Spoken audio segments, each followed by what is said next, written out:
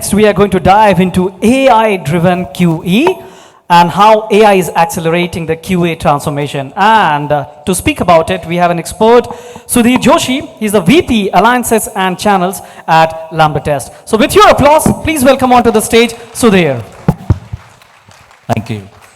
Hey, listen, I did not hear that. I said some applause. Can we have some applause, everyone? Folks in the last row, I'm coming to you. Thank you. Thank you very much. Thank you. There's no photographer. Oh, there's one. Time starts now. You know, the event becomes successful when you have white people in the room. Welcome. I don't know how many of you got the joke. There are two white folks sitting out here. Okay. Let's get started. Well, okay, it is. I think great conversation. Thank you so much for having us here on the stage, and I think you enjoyed the session. I could sense that with great questions. Quick introduction, as much as I have a fancy introduction. I am tech at heart. I have been a developer at some point in my career. So I think all of us and all my fellow speakers spoke really nice of AI. And I have to do that as well. But I like to play a bad cop, okay? And try to be a bit more critic than looking all fancy, codeless, automation, etc., etc. But let's talk about it. I was having a interesting conversation with Anita from ServiceNow. I think some of you are here in the room to actually validate that are you doing the right thing in the Gen AI by actually listening to others, right? Because everyone in this room is, I'm sure, has some budget allocated within their organization where they are, I'm sure, experiencing things with Gen AI, right? And why not? It's a prompt. Bring this up on a browser and start testing. With that, I have some question from Gartner, and I'm sure you're not the, I'm very sure you're not the only one who feel that Gen AI will take our job. But how you know we had autopilot when you're flying a plane? How many of you know? You always had an autopilot? Yep. I just heard Sandeep Tiwari this morning being a pilot and he had a co-pilot. Right? Which means no one is going away, right? I mean, this will be there, things will be there. In fact, in almost a day before, yesterday, I was in London, and in the airport, this was autonomous machine doing the floor cleaning, and I was telling Divya about it. Now, the people who used to clean, coming from Bulgaria and other countries, they're now managing the kiosk, so they are now doing more respectful job. So what Madhu said, if you're not learning AI or if you're not progressing, I'm sorry, some of us will be out of the job, okay? With that survey done by the Gartner in the peer community, and what they learned is how quickly you automate. And I'm also going to touch base on the quality engineering part of it, of course. Okay, I can. I'm still struggling with screen. I need to look at maybe this one, yeah. So 40% of the participants said they like to test as soon as the code is being developed, right? So they want to be shift left. And that's another word which is kind of buried under the fancy Gen AI story. No one is talking about shift left anymore. And I think I remember there was tons of such webinars, in-person seminars that I personally have done talking about shift left, right? So we'll talk about that in a moment as well. The challenge with the automation is they like to do automation, but there are top challenges. Again, this is not me, this is Gartner. And one of the biggest pain point is the skills, right? And that's exactly what we all talking about. With the help of these AI tools is, let's accelerate your learning, let you focus on the real problem statement, which is what you want to test, not how you want to test. So I think that one other problem statement that we need to look at. The other thing is about almost all, about 70% of quality engineer leaders do agree that in next 3 years, 70% jobs will have impact using the Gen AI. Yeah, all agree here in the room? Can I have a yes or no? Louder yes? Okay, great. So, what are the challenges with the traditional test automation? I'm not going to talk about tools, but in general, there are four pillars of test automation. Test creation, you've all heard, seen, GenAI can do a lot of codeless, autonomous testing. Test creation, then we've seen Qmentis as well. And thank you, Madhu. That may put us out of the job, right? We get paid to, or we got funds to build the product, right? But good to see that initiative. And then the other problem is, how many of you have actually 75% and above automation coverage in your organization? 50% and above. Great. But there's no point of such automation which you cannot run fast enough to have a faster feedback back to your developer, right? Which means if you're still running nightly builds, I'm sorry, this is not automation. This is not 2024. We are still talking about 2010, where we have automation test script using, our file speaker from Tricentis, and have the have the pipeline which is running all night, and the next day the automation tester coming in, not doing the scenario coverage, but rather looking at what went wrong last night. Agree?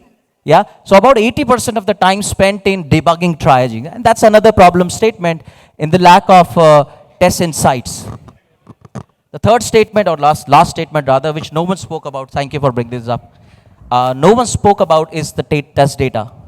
In the test pillars, one of the most important pillar is test data. Let's talk about healthcare. Let's talk about BFSI. You can't have a test, end-to-end test automation without the test data. Some of these challenges, right? I hope the team, people here in the room agrees. Now what AI is doing, you have seen some of the live presentation. It can generate the test cases for you. Someone said, you can interact with these tools in natural language, English.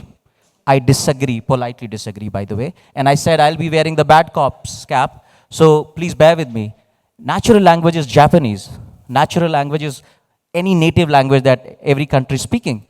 I was talking to Nomura, and actually they had a translator in between who translate Japanese to English. So we're still far away if you are just letting your tool connect through or interact with that tool or a GPT prompt using English. Not gonna help, trust me. The other advantage of GenAI is, of course, it can do autonomous testing as well. I was talking to Dibya and Anita. It's going to give you the happy path, right? Meghna did mention some of the edge cases it can have, but that's not what tester's job is. They should be looking at experience, right? Who's talking about experience in the room? No, we're all looking at, it can generate the test cases for you. It can generate the happy path for you by finding all the object and elements, but it doesn't know what is the intent of the test script. What is the intent of the objective or the user story, right? Now we see some contribution, right, that it can also correct the user story, but as a team, we are also focused on having the negative scenario.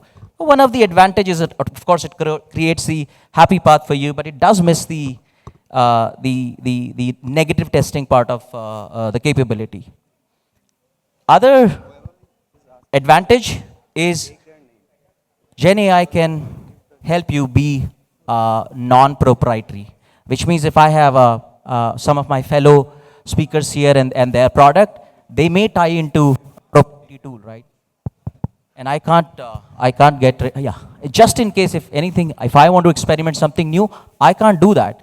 I think GenAI has this capability that can help you export your code into any kind of format. So if I look at, it is still an assistant as an accelerator, but it should not be tie you into a proprietary tool. It should allow you to be still continue to contribute in your existing framework, which is Selenium, Cypress, Playwright, whatever, and the kind of preferred language you want. The other problem is the test data. I'll not focus a lot on it. I have a timer right here. But essentially, that's the need of the hour. Earlier, when we had those who know Data Faker and other tools, they can generate test data for you. But test data is not all about just fake email or name and phone number. It's also about the domain specific. If I'm talking about, someone said, Divya said HIPAA. It's a very different data set. Right? I worked for a healthcare company for about 18 months. Payer data, payee data, all that is too complex. And I think GenAI definitely can help you there. The other thing is, like I said in the beginning, you can have 100% automation coverage. But if you're still running that pipeline overnight, it is literally you're solving the problem halfway. You essentially want to have faster feedback back to your developer, and you need to really have Gen AI capabilities to be able to do auto healing kind of things, auto distribution, which means you have tons of scripts, thousands of test scripts. How do you run them in the most optimal way so it doesn't queue up or it doesn't run always on your virtual machines? By the way, that second statement is flaky test. How many of you see that as enemy of testers? Flaky test. Just okay, maybe. Flaky is, you don't know. I mean, I don't know if you know, but I'm sure you would. But you don't know why it's failing. Nothing has been changed in the script. Nothing has changed on the other side or the system under test, but still failing. You know what happens today? You would do back and forth with developer, tons of stuff, try to find the log, and spend a lot of time only to understand there's some change done by what we've seen in the DOM locator. Yes, we've got 5 minutes, yeah. DOM locator. And then you kind of change this, and then you rerun your pipeline. So kind of wastage of resources. There are more areas that generative AI will kind of fix. But I think the choice is yours. Whether you build it, you buy it, or you borrow it. The problem is same, right? If you start building, at some point in time, you will actually need more of the resources. And it's a classical problem what we just seen in, I have automation gap skills, right? What are the 36% as a problem statement, 36% leadership said that they don't have skills. So with that, what LambdaTest is doing, we've also done our contribution, right? Our idea is, of course, we want to use Gen AI, and we also have some of the Gen AI capability. I won't say a low code, but a prompt-driven testing, where we feed into what I saw in Kubernetes, and not being critic, but more of a feedback is, you still pushing the DOM. What if DOM is okay, but the button overlaps over each other? I've seen this problem firsthand in Tesco, one of the retailer. Their bread and butter comes from the online business. So while DOM objects were there, everything is in place, button was not clickable because it was overlapping each other. So you also need to take care of the visual part of it. You also no one talks about accessibility, right? It's going to be a law. It's already a law, and the implementation is June 28 in European Accessibility Act. So I think there's more than that. Just having a low-code, no-code tool, or just having, you need it. You need to accelerate your manual efforts, from someone said, business analyst to QE journey. I think a lot of these can be improved in terms of the time to market. We can actually take care of a lot of manual efforts through Gen AI, but you still need that human flavor.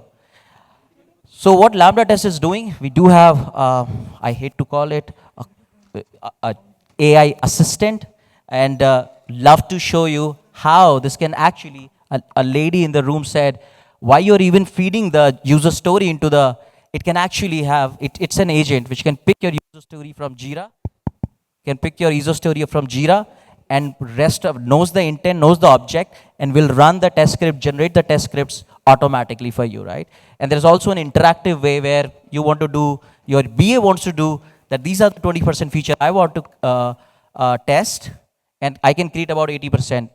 The other problem is QA ops. As much as some of the people are here in business of creating automation tool, LambdaTest also offer a execution cloud where you can test your application on devices, browsers, and actually can get rid of your Selenium grid or a Playwright grid that you build in-house. We've also have the visual testing. How my site look and feel. You can all write functional test cases. I love what Megha spoke about is, the world is now moving towards contract testing, right? That's what they call it, API testing, right? I mean, that's a fancy term, but essentially you also need to think about are you stopping it deliberately? Okay. Yeah, I've got a minute left, so I'll be finishing in a moment. And I think the accessibility is you don't have to write additional piece of code. It comes as package in your standard automation test scripts, and we have got few more analytics and test manager. You know what? I can always talk about, I'm really good at talking nice thing about my tool. If you want to know more about it, You can come to our booth. My team is there. They will explain you how things are working. And so I'll see you at booth. By the way, 100% AI was used in creating these slides. Okay? Yeah. I can't do those pictures. So I've got 30 seconds left. Any questions in the room? I'm sure there will be, and there are a couple of hands going up. Or from the bad cop, I'm sure people would like to hear something more. The gentleman raising his hands up in the air in black. So yeah. Yeah, hi. You are saying like we have issues with the RCA. Most of the time, testers. Hello, am I audible? Yes. Okay. How are we going to solve this RCA? Because once every tester comes down in the morning and he has to take his ample of time to do the RCA jobs. How are you going to deal with that? Great question. I'll be respectful everyone's time, so I'll take it offline with you. You're asking the right question to the right guy. Okay? So don't worry. I'll answer this for sure. Any other question that I can answer? Any other question here? This gentleman, yes. Hey Sudhir, this is Ankit. So a lot of AI talk, and I'm an intelligent person. I have a lot of experience. Okay, guys here. So I just want to know your opinion that when complex tasks are being simple and a mass is doing that, what I'm going to do tomorrow? Yeah, you're going to solve some complex problem, right? I think we're all going to focus on the right problem statement. I think in 2024, we are still talking about code coverage, automation coverage. And by the way, those problems are still partially solved. And I keep repeating this. Who's talking about experience? Who's doing, you spoke about IQ and I can test it. How can we test EQ? When someone interact with my application, someone interact with my website, someone comes to a doctor's clinic, how's their experience? Not by NPS, but the overall experience. So I think it's about that experience we need to capture. And that is where you need more emotional people than IQ, people with high IQ. Great. Thank you so much. Any question? I'll be around. Thank you.